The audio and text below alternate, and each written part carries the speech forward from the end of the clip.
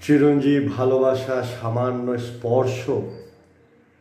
Chiranjib A call of হাম্বল লাভে আপনাদের স্বাগত।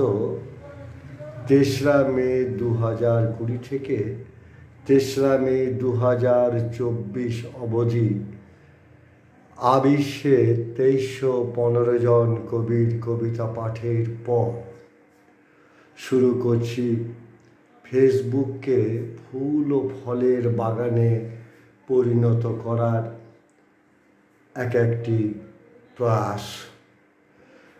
চিরঞ্জীব ভালোবাসা সামান্য স্পর্শ 2 আগামীকাল থেকেই শুরু হচ্ছে। এই সামান্য স্পর্শ 2 থাকবে আমার কণ্ঠ।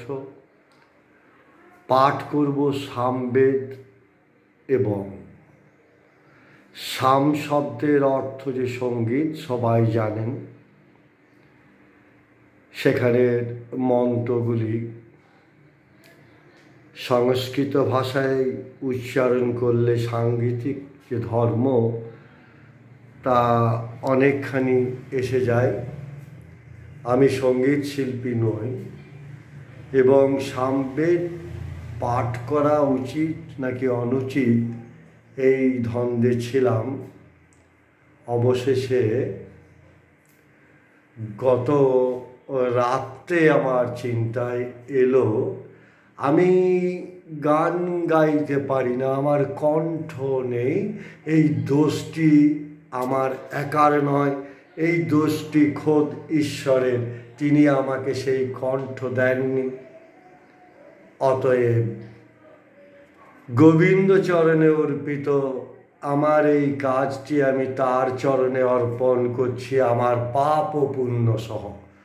সামবেদের সাথে সাথেই আমি পাঠ করব বন্ধুদের প্রেরিত কাব্যগ্রন্থ থেকে কবিতা, যে গ্রন্থগুলি আমি ইতিপূর্বে পাঠ করিনি, সাম্প্রতিক সময়ে এসেছে সেইগুলি। চিরঞ্জীব ভালোবাসা সামান্য স্পর্শ 3। এখানে আমার কণ্ঠ জরুরি নয়, এখানে কণ্ঠ দেবেন বিশ্বের সঙ্গীত শিল্পীরা। আমি সঙ্গীত শিল্পীদের ওয়ালে ওয়ালে ঘুরছি, আমন্ত্রণ জানাচ্ছি এইভাবে। এবং চিরঞ্জীব ভালোবাসা সামান্য স্পর্শ 4 থাকবে একজন শিল্পীর আঁকা ছবি। সেই ছবির সাথে আমি আমার কিছু অক্ষর সংযোজন করব। এই কারণে এই বিভাগটির নাম দিয়েছি চিত্রকলা ও তার কবিতা সখী। সকলকেই আমার শ্রদ্ধা ও ভালোবাসা। চোখ রাখুন চিরঞ্জীবের ওয়ালে। ধন্যবাদ।